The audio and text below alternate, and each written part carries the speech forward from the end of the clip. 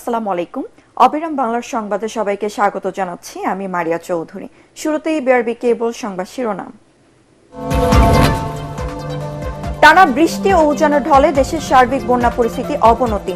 ফেনীতে বাঁধ ভেঙে ডুবে গেছে ফসলি জমি, চরম দুর্ভোগে বানভাসী মানুষ। যুক্তরাষ্ট্রের শুল্ক আরোপ নিয়ে মার্কিন প্রতিনিধিদের সাথে বাণিজ্য উপদেষ্টার বৈঠক আজ। পূর্ণ মূল্যায়নের আহ্বান জানাবে বাংলাদেশ।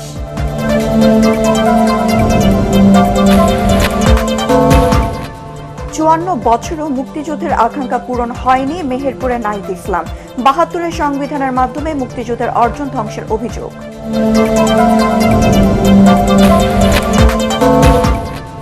পুরানোরা ক্ষমতায় গেলে দুর্নীতিতে আবারও চ্যাম্পিয়ন হবে দেশ, মন্তব্য ইসলামী আন্দোলন বাংলাদেশের। আগামী নির্বাচনে নতুন নেতৃত্বকে দেশ পরিচালনার দায়িত্ব দেওয়ার আহ্বান।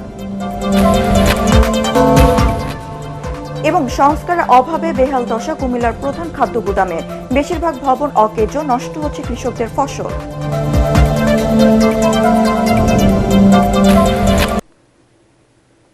শুনছিলেন বিআরবি কেবল সংবাদ শিরোনাম। এবার জানিয়ে দেব বিস্তারিত সংবাদ। সাগরে নিম্নচাপের কারণে টানা বৃষ্টি ও উজানের ঢলে দেশের সার্বিক বন্যা পরিস্থিতির অবনতি হয়েছে। এতে পানিবন্দী হয়ে পড়েছে বহু মানুষ। ফেনীতে কয়েক হাজার বন্যা নিয়ন্ত্রণ বাঁধ ভেঙে নিম্ন অঞ্চলে পানি ঢুকে ডুবে গেছে ফসলি জমি। ভোরে বৃষ্টির তোড়ে ভেঙে গেছে ঘাট, বন্ধ রয়েছে সব ধরনের লঞ্চ চলাচল। এছাড়া নিম্নচাপের প্রভাবে প্লাবিত হয়েছে সাতক্ষীরার নিচু এলাকাগুলো। জাহিদুল আলমের রিপোর্টে বিস্তারিত। ভয়াবহ বন্যায় বিপর্যস্ত দেশের দক্ষিণ পূর্বাঞ্চল। পাহাড়ি ঢল আর টানা বৃষ্টিতে মুহুরী, হালদা, সাঙ্গু নদীর পানি বিপদসীমার উপর দিয়ে প্লাবিত হচ্ছে। শত শত গ্রামে পানিবন্দী হয়ে পড়েছেন লাখো মানুষ। পানির তোরে ভেসে গেছে ফসলি জমি, মাছের ঘের, গবাদি পশু, হাঁস মুরগির খামার। সকালে ফেনী শহরের জলাবদ্ধতার কিছুটা উন্নতি হলেও ভারী বৃষ্টি আর উজানের ঢলে মুহুরী ও সিলোনিয়া নদীর পানির তোরে বন্যা নিয়ন্ত্রণ বাঁধের অন্তত 10টি স্থানে ভাঙন দেখা দিয়েছে। এতে পানিবন্দী ফুলগাজী ও পরশুরাম উপজেলার বেশ কয়েকটি গ্রামের মানুষ। ফেনীতে গত 48 ঘন্টায় সর্বোচ্চ 510 মিলিমিটার বৃষ্টিপাত রেকর্ড করা হয়েছে, যা জেলায় বিগত কয়েক বছরের মধ্যে সর্বোচ্চ। সাগরের লঘুচাপের প্রভাবে উপকূলীয় জেলা সাতক্ষীরায় ভারী বৃষ্টি হচ্ছে। প্লাবিত হয়েছে বসতঘর, ভেসে গেছে ফসলের ক্ষেত, মৎস্যঘের। ভেঙে পড়েছে স্যানিটেশন ব্যবস্থা। এতে চরম বিপাকে বানভাসী মানুষ। সাতক্ষীরা আবহাওয়া অফিস জানায়, গত 24 ঘন্টায় সাতক্ষীরায় 97 মিলিমিটার বৃষ্টিপাত রেকর্ড করা হয়েছে। এটি আগামী 2 দিন অব্যাহত থাকতে পারে। 5 দিনের টানা বর্ষণে উপকূলীয় জেলা ভোলায় জনজীবন বিপর্যস্ত হয়ে পড়েছে। উপকূলের নিচু এলাকা প্লাবিত হয়ে দুর্ভোগে পড়েছেন শত শত পরিবার। বিভিন্ন স্থানে ভেঙে গেছে লঞ্চঘাট। এদিকে নিম্নচাপের কারণে নদী উত্তাল থাকায় পরবর্তী নির্দেশ না দেয়া পর্যন্ত ভোলা থেকে বরিশাল, লক্ষ্মীপুর, মনপুরা, আলেকজান্ডার সহ সব রুটের লঞ্চ চলাচল বন্ধ ঘোষণা করা হয়েছে। এতে জরুরি প্রয়োজনে যাতায়াতকারী যাত্রীরা চরম ভোগান্তিতে পড়েছেন। জাহিদুল আলম, এটিএন বাংলা।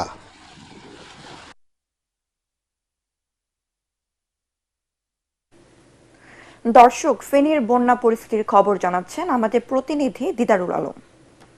গত 48 ঘন্টার বৃষ্টিতে ফেনীতে প্রায় 500 মিলিমিটারের উপরে বৃষ্টিপাত রেকর্ড করা হয়েছে, যে কারণে ফেনী শহরের পৌর যে 18টি ওয়ার্ড, সে 18টি ওয়ার্ডেই কিন্তু জলাবদ্ধতার সৃষ্টি হয়েছিল গতকালকে। এবং আজকে সকাল থেকে আমরা যেটি দেখেছি, গতকালকে বৃষ্টি না থাকার কারণে শহরের যে সকল উঁচু স্থানগুলো ছিল সে সকল জায়গা থেকে পানি নেমে গিয়েছে, এবং এই যে সকল জায়গাগুলো নিচু সেগুলোতে কিন্তু এখনো পানি রয়েছে। এবং আপনারা জানেন যে গত কালকে রাত থেকে ফেনীর যে সীমান্তবর্তী যে 3টি নদী, মুহুরী, কহু এবং সিলোনিয়া, সেই 3টি নদীর প্রায় 10 থেকে 15টি স্থানে ভাঙন দেখা দিয়েছে। সেই ভাঙন দিয়ে অনবরত পানি ঢুকছে এবং লোকালয়ে প্লাবিত হচ্ছে। আমরা পানি উন্নয়ন বোর্ডের সাথে কথা বলেছি, তারা আমাদেরকে যেমনটি জানিয়েছেন যে এই বৃষ্টির চাপ এবং নদীর পানির চাপ যদি কমে যায়, তাহলে সেক্ষেত্রে তারা যে সকল ভাঙনগুলো রয়েছে সেগুলো মেরামত করবে। আপনারা জানেন যে সম্প্রতি 2024 সালে ফেনীতে যে ভয়াবহ বন্যা হয়, সেই বন্যায় যে বাঁধ কেটে দেওয়ার অভিযোগ উঠেছিল বল্লামুখা বাঁধ, সেই বল্লামুখা বাঁধ কিন্তু আসলে বাংলাদেশ এবং ভারতের সংযোগ যে স্থল সেই স্থলে কিন্তু আসলে মেরামত কাজ সম্ভব হয়নি, যে কারণে ভারতের ত্রিপুরার অতিবৃষ্টির যে পানি সেটি পাহাড়ি ঢল হয়ে বাংলাদেশে প্রবেশ করছে এবং ভল্লামুখা বাদ দিয়ে কিন্তু এখনো পানি প্রবেশ করছে, যে কারণে যে সকল তিনটি যে সীমান্ত নদী সেই সীমান্ত নদীর বেশ কয়েকটি স্থানে ভাঙন দেখা দিয়েছে এবং ভাঙন দেখা দেওয়ার কারণে প্রায় 30টি গ্রামের মতো প্লাবিত হয়েছে। প্রায় কয়েক হাজার মানুষ এই মুহূর্তে পানিবন্দী রয়েছে। যে ছিল আমার কাছে ফেনী থেকে সর্বশেষ।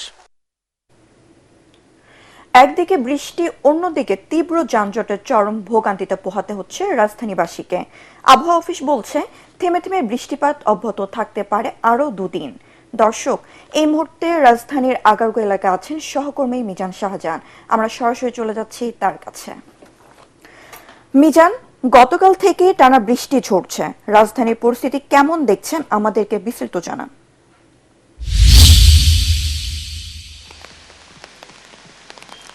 মারি, আপনাকে ধন্যবাদ। আপনি গতকাল থেকে যে থেমে থেমে বৃষ্টি হচ্ছে সেই বৃষ্টিকে ভারী বৃষ্টিপাত হিসাবে আখ্যায়িত করেছে আবহাওয়া অধিদপ্তর। আমরা আবহাওয়া অফিসের সঙ্গে কথা বলেছি, তারা বলছেন যে গত 24 ঘন্টায় রাজধানীতে 45 মিলিমিটার বৃষ্টিপাত রেকর্ড করা হয়েছে, যা ভারী বৃষ্টিপাতের আওতায় পড়ে। এখনও রাজধানীতে সকাল থেকে থেমে থেমে বৃষ্টি হচ্ছে। বৃষ্টির পরে রাজধানীবাসীকে যে ভোগান্তি পোহাতে হচ্ছে তা হচ্ছে যে তীব্র যানজট। আপনি দেখতে পাচ্ছেন যে এই মুহূর্তে আগারগাঁও এলাকায় গাড়ির কোনো চাকা নড়ছে না বলা যায়। এবং আমরা কারওয়ান বাজার থেকে সকাল 8:30টায় আগারগাঁও আবহাওয়া অফিসের উদ্দেশ্যে রওনা করেছিলাম, কিন্তু আমরা 1.5 ঘন্টায়ও আমরা মাত্র এই সংসদ ভবনের সামনে আসতে পেরেছি। এটিতে শুধুমাত্র এই ঢাকা শহরের এই সড়কের চিত্র তা নয়, আমরা খোঁজ নিয়ে জেনেছি যে তেজগাঁও থেকে শুরু করে শাহবাগ, ফার্মগেট, অন্যান্য সড়কে তীব্র যানজট সৃষ্টি হয়েছে। এই কারণে যারা সকালে 10টায় অফিসের উদ্দেশ্যে সময় নিয়ে বের হয়েছেন তাদের অনেককেই ভোগান্তি পোহাতে হচ্ছে। আর আরেকটি বিষয় হলো যে বৃষ্টিপাত হলেই ঢাকা শহরে যেটি হয় যে যানজটের একটা সংকট দেখা যায়, বিশেষ করে রিকশার সংকট তৈরি হয়। সেই কারণে অনেকে অফিসগামী লোকজন ভোগান্তিতে পোহাতে হচ্ছে। তবে আজকে যেহেতু আষাঢ়ী পূর্ণিমা উপলক্ষে আজকে শিক্ষা প্রতিষ্ঠানের সরকারি ছুটি, এই কারণে শিক্ষার্থীদের ওইভাবে ভোগান্তি পোহাতে না হলেও যারা কর্মস্থলমুখী মানুষ রয়েছেন তারা কিন্তু ভোগান্তিতে পড়েছেন। আর আবহাওয়া অফিস আমাদের যেটি জানিয়েছেন যে নদী বন্দরকে 1 নম্বর সতর্ক সংকেত দেখে যেতে বলা হয়েছে এবং সমুদ্র বন্দরগুলোকে 3 নম্বর সতর্ক সংকেত দেখে যেতে বলা হয়েছে। এই বৃষ্টিপাতের কারণ হিসাবে বলা হয়েছে যে একদিকে মৌসুমী বায়ুর প্রভাব, অন্যদিকে ভারতের পশ্চিমবঙ্গে একটি লঘুচাপ অপেক্ষা করছে। এটি বিশেষ করে বাংলাদেশের দক্ষিণাঞ্চলের উপর দিয়ে একটা আঘাত হানতে পারে। এই কারণে যতক্ষণ পর্যন্ত এই লঘুচাপটি স্বাভাবিক না হবে ততক্ষণ পর্যন্ত থেমে থেমে ঢাকা সহ সারা দেশে বৃষ্টিপাত অব্যাহত থাকবে বলে আমাদেরকে আবহাওয়া অফিস থেকে জানানো হয়েছে। মারিয়া, এই হচ্ছে আমার কাছে ঢাকা শহরের বৃষ্টিপাতের সর্বশেষ খবর। মারিয়া। মিজান, আপনাকে ধন্যবাদ। বাংলাদেশ ও যুক্তরাষ্ট্রের মধ্যে পারস্পরিক শুল্ক চুক্তি সংক্রান্ত দ্বিতীয় দফা আলোচনা আজ থেকে শুরু হচ্ছে। 9 থেকে 11 জুলাই পর্যন্ত যুক্তরাষ্ট্রের রাজধানী ওয়াশিংটনে ডিসিতে এই আলোচনা অনুষ্ঠিত হবে। এই আলোচনার আয়োজন করেছে মার্কিন বাণিজ্য প্রতিনিধি দপ্তর। প্রেসিডেন্ট ডোনাল্ড ট্রাম্প 7 জুলাই 14টি দেশের রাষ্ট্রপ্রধানদের উদ্দেশ্যে একটি চিঠি পাঠানোর পর বাংলাদেশ প্রথম দিকেই আলোচনায় অংশ নিচ্ছে। বাংলাদেশ প্রতিনিধি দলের নেতৃত্ব দিচ্ছেন বাণিজ্য উপদেষ্টা শেখ বশিরউদ্দিন। আলোচনায় ঢাকা থেকে ভার্চুয়ালি যুক্ত থাকবেন জাতীয় নিরাপত্তা উপদেষ্টা ডক্টর খলিলুর রহমান। বাংলাদেশ সরকার আশা করছে গত 27 জুন অনুষ্ঠিত প্রথম দফার ফলপ্রসূ আলোচনার ভিত্তিতে এবার আরও অগ্রগতি অর্জিত হবে এবং স্বল্প সময়ের মধ্যেই চুক্তিটি চূড়ান্ত করা সম্ভব হবে। এই চুক্তির মাধ্যমে বাংলাদেশি পণ্যের উপর যুক্তরাষ্ট্রের বিদ্যমান কিছু শুল্ক বাধা কমানো বা বাতিলের সুযোগ তৈরি হতে পারে, যা রপ্তানি খাতে বড় সাফল্য আসবে। 54 বছরও মুক্তিযুদ্ধের আকাঙ্ক্ষা পূরণ হয়নি। 72-এর সংবিধানের মাধ্যমে মুক্তিযুদ্ধের অর্জনকে ধ্বংস করে দেওয়া হয়েছিল। 24-এর গণ অভ্যুত্থানের মাধ্যমে দেশকে নতুনভাবে গড়ার সুযোগ এসেছে বলে মন্তব্য করেছেন জাতীয় নাগরিক পার্টির আহ্বায়ক নাহিদ ইসলাম। মঙ্গলবার রাতে মেহেরপুর কলেজ মোড়ে এনসিপির জুলাই পদযাত্রা সমাবেশে প্রধান অতিথির বক্তৃতায় তিনি এসব কথা বলেন। নাহিদ বলেন, মেহেরপুরের মুজিবনগর থেকে স্বাধীনতার ঘোষণাপত্র প্রকাশ করা হয়েছিল। জন আকাঙ্ক্ষা পূরণে জুলাই ঘোষণাপত্রে রাষ্ট্র গঠনের রূপরেখা প্রকাশ করা হবে। ঝড় বৃষ্টি যতই বিপত্তি বাধা আসুক না কেন, এই পদযাত্রা 64টি জেলায় পৌঁছাবে এবং 3 আগস্ট শহীদ মিনারে ইশতেহার ঘোষণার মধ্য দিয়ে এই পদযাত্রা সমাপ্তি হবে। এর আগে কুষ্টিয়ায় পদযাত্রার অংশ নিয়ে এনসিপির আহ্বায়ক নাহিদ ইসলাম বলেন, কুয়েট শিক্ষার্থী আবরার ফাহাদের দেখানো পথেই রাজনীতি করছে জাতীয় নাগরিক পার্টি। কুষ্টিয়া শহীদ আবরার ফাহাদের কবর জিয়ারতের পর গণমাধ্যমে এ কথা বলেন দলের আহ্বায়ক নাহিদ ইসলাম। জানান, আবরার ফাহাদের মৃত্যুর পর প্রতিবাদী আন্দোলন দেশের রাজনীতির মোড় ঘুরিয়ে দিয়েছিল। এরপর থেকেই শুরু হয় ভারতের আধিপত্য বিরোধী আন্দোলন। কুষ্টিয়া প্রতিনিধি তুহিন আহমেদের তথ্য ও ছবিতে রিপোর্ট করেছেন মাজহারুল হক মুহাজির। এনসিপির দেশ গড়তে জুলাই পদযাত্রা কর্মসূচির অষ্টম দিন শুরু হয় ছাত্রলীগের নির্যাতনে নিহত বুয়েট শিক্ষার্থী আবরার ফাহাদের কবর জিয়ারতের মাধ্যমে। জেলার কুমারখালী উপজেলার কয়া ইউনিয়নের রায়ডাঙ্গা গ্রামে এনসিপির নেতাকর্মীরা আবরার ফাহাদ ও তার স্বজন এলাকাবাসীর সাথে কথা বলেন। এ সময় নাহিদ, হাসনাত, সামান্তাদের বরণ করে নেন আবরার ফাহাদের বাবা বরকতুল্লাহ। তাদের কাছে তুলে ধরেন এলাকাবাসীর নানা চাওয়া। আবরার ফাহাদকে যে 2019 সালের 7 অক্টোবর নির্মমভাবে নির্যাতন করে আমরা তার বিচারের এখানে আমাদের দাবি জানাই। আবরার ফাহাদকে হত্যার প্রতিবাদে গড়ে ওঠা আন্দোলনই ফ্যাসিবাদ বিরোধী আন্দোলনের মাইল ফলক ছিল বলে মনে করেন এনসিপির আহ্বায়ক নাহিদ ইসলাম। এবং আবরার ফাহাদের যেই পথ আমাদের দেখিয়ে গিয়েছে, বাংলাদেশপন্থী পথ, ভারতীয় আধিপত্যবাদ বিরোধী পথ, আগ্রাসন বিরোধী পথ, সেই পথে আমরা জাতীয় নাগরিক পার্টি রাজনীতি করছে। সেই পথ ধরেই জুলাই গণ অভ্যুত্থান সংগঠিত হয়েছিল। বলেন, ফ্যাসিবাদ বিরোধী আন্দোলনে গত 16 বছরে যতজন গুম, খুন ও নির্যাতনের শিকার হয়েছে তাদের আকাঙ্ক্ষা প্রতিষ্ঠাতেই কাজ করতে চায় এনসিপি। 2019 সালে আবরার ফাহাদের মৃত্যুর প্রতিবাদে বুয়েট, ঢাকা বিশ্ববিদ্যালয় সহ সারা বাংলাদেশে আমরা দিল্লির আধিপত্যবাদ বিরোধী এবং সন্ত্রাস বিরোধী আন্দোলন গড়ে তুলেছিলাম। সেই আন্দোলন আমাদের যে ফ্যাসিবাদ বিরোধী লড়াই, সেই লড়াইয়ের অন্যতম মাইল ফলক ছিলেন। আমরা এমন কারোর হাতে দেশটা তুলে দিতে পারবো না যারা জনগণ বিচ্ছিন্ন। মাজহারুল হক মুহাজির, এটিএন বাংলা। চোর ও দুর্নীতিবাজ হিসেবে প্রতিষ্ঠিতরা ক্ষমতায় গেলে দেশ আবারও দুর্নীতিতে চ্যাম্পিয়ন হবে বলে আশঙ্কা প্রকাশ করেছেন ইসলামী আন্দোলন বাংলাদেশের নায়েবে আমির সৈয়দ মোহাম্মদ ফয়জুল করিম। তিনি বলেন, আওয়ামী লীগ, বিএনপি ও জাতীয় পার্টির শাসন দেশের মানুষ দেখেছে। নতুন করে তাদের আর পরীক্ষা দেওয়ার কিছুই নেই। তাই আগামী নির্বাচনে ইসলামী দলগুলোকে দেশ পরিচালনার দায়িত্ব দেওয়ার আহ্বান জানান তিনি। মঙ্গলবার সন্ধ্যায় রাষ্ট্র সংস্কার, গণহত্যার বিচার ও সংখ্যানুপাতিক পদ্ধতিতে নির্বাচনের দাবিতে ইসলামী আন্দোলন বাংলাদেশ আয়োজিত গণসমাবেশে তিনি বলেন, জুলাই বিপ্লবে যারা রাজপথে ছিলেন এখন তারা রাষ্ট্র সংস্কারে আগামীর কর্মপরিকল্পনা ঠিক করবেন, অন্যরা নয়। আওয়ামী লীগ বারবার ক্ষমতায় ছিল, বিএনপি বারবার ক্ষমতায় ছিল, জাতীয় পার্টি ক্ষমতায় ছিল। কি উপহার দিয়েছে আপনারা সবাই জানেন। যাকে পরীক্ষা করেছেন দ্বিতীয়বার পরীক্ষা করার কোনো দরকার নেই। একটাবার পরীক্ষা নেন, দেখেন আমরা রেজাল্ট কি করি। যদি ভালো রেজাল্ট করতে না পারি, আল্লাহর কসম করে বললাম আর কোনোদিন পরীক্ষা দেওয়ার জন্য আসবো না। খানাখন্দ সড়ক, জলাবদ্ধতার জীর্ণ শীর্ণ ভবন আর স্থান স্বল্পতার বেহাল দশা কুমিল্লা জেলার অন্যতম প্রধান খাদ্য গুদামটির। নগরীর ধর্মপুরে স্থাপিত গুদামের বেশিরভাগ ভবন অকেজো 12 বছর ধরে সংস্কার হচ্ছে, তবে এমন করে পার হচ্ছে বছরের পর বছর। সংস্কার নিয়ে একনেকে একটি প্রকল্প দেওয়া থাকলেও তা আলোর মুখ দেখছে না। তবে প্রকাশ পাশ হবে বলে আশা প্রকাশ করেছেন গুদামের দায়িত্বরত কর্মকর্তারা। কুমিল্লা প্রতিনিধি খায়রুল আহসান মানিকের পাঠানো প্রতিবেদন, জানাচ্ছেন জাহিদুল আলম। কুমিল্লা নগরীর ধর্মপুরে জেলার প্রথম শ্রেণীর খাদ্য গুদামটির কার্যক্রম শুরু হয় 1952 সালে। 14টি ভবনের মধ্যে কাগজে কলমে 7টি চালু থাকলেও পরিত্যক্ত অবস্থায় রয়েছে আরও 4টি ভবন।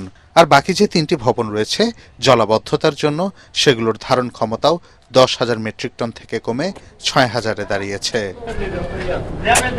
গুদামে মালামাল আনা নেয়ার একমাত্র রাস্তাটি খানাখন্দে ভরা। তাছাড়া ভবনগুলো মালামাল রাখার অনুপযোগী হয়ে পড়েছে। এতে ধান, চাল ও গম রাখতে বিপাকে কৃষকরা।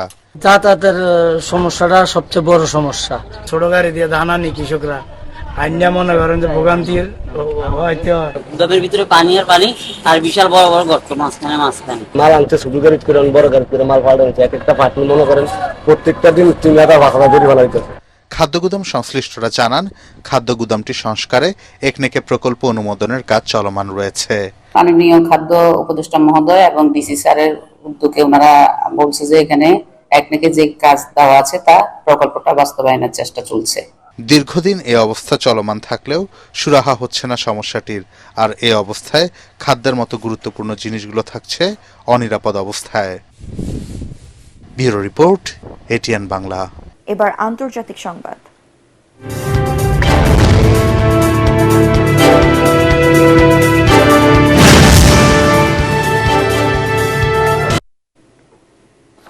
গাজায় একটি সম্ভাব্য যুদ্ধবিরতি চুক্তি নিয়ে আলোচনা করতে মার্কিন প্রেসিডেন্ট ডোনাল্ড ট্রাম্প ইসরায়েলের প্রধানমন্ত্রী বেনিয়ামিন নেতানিয়াহুর সঙ্গে রুদ্ধদ্বার বৈঠক করেছেন। স্থানীয় সময় মঙ্গলবার সন্ধ্যায় হোয়াইট হাউসে অনুষ্ঠিত এই অর্ধনির্ধারিত বৈঠকটি 1 ঘন্টার কিছু বেশি সময় স্থায়ী হয়। বৈঠকের আগে ট্রাম্প চলমান গাজা পরিস্থিতির সমাধানের আশ্বাস দেন। এদিকে ট্রাম্প নেতানিয়াহু বৈঠকের আগে প্রেসিডেন্টের মধ্যপ্রাচ্য বিষয়ক বিশেষ দূত স্টিভ উইটকফ জানান, গাজায় যুদ্ধবিরতি চুক্তি প্রায় চূড়ান্ত পর্যায়ে রয়েছে। এই সপ্তাহের শেষে তা চূড়ান্ত রূপ পাবে। অপরদিকে এসব আলোচনার মাঝে গাজা ইসরায়েলি হামলায় গত 24 ঘন্টায় আরও অন্তত 95 জন ফিলিস্তিনি নিহত হওয়ার খবর পাওয়া গেছে। এবার খেলার খবর।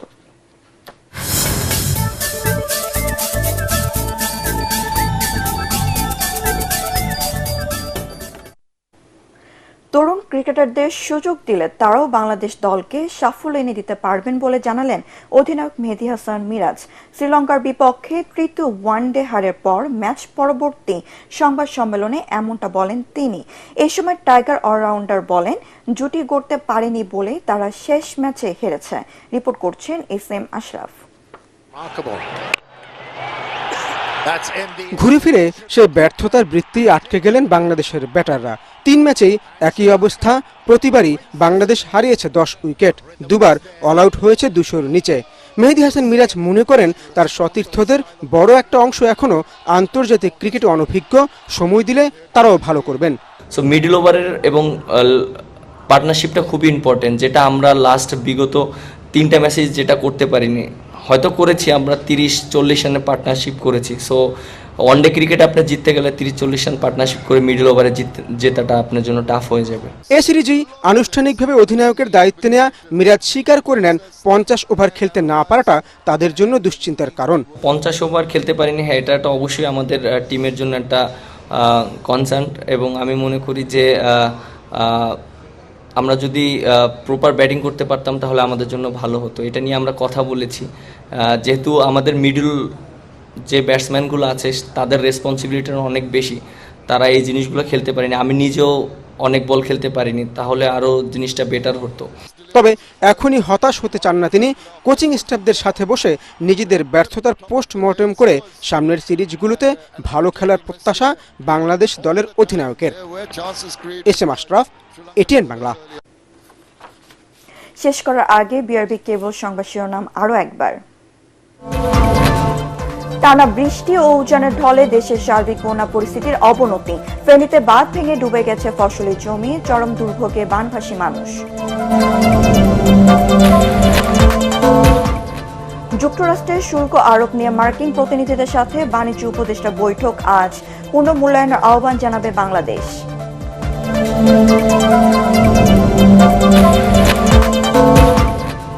54 বছরও মুক্তিযুদ্ধের আকাঙ্ক্ষা পূরণ হয়নি মেহেরপুরের নাহিদ ইসলাম।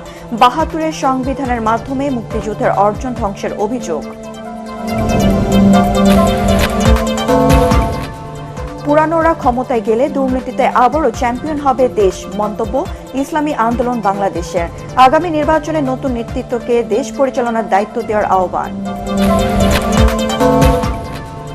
এবং সংস্কারের অভাবে বেহাল দশা কুমিল্লার প্রধান খাদ্য গুদামের। বেশিরভাগ ভবন অকেজো, নষ্ট হচ্ছে কৃষকের ফসল।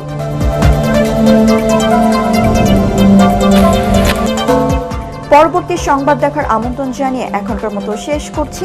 এটিএন বাংলা সংবাদ ইউটিউবে দেখতে ব্রাউজ করুন youtube/ATN বাংলা নিউজ। ধন্যবাদ সবাইকে।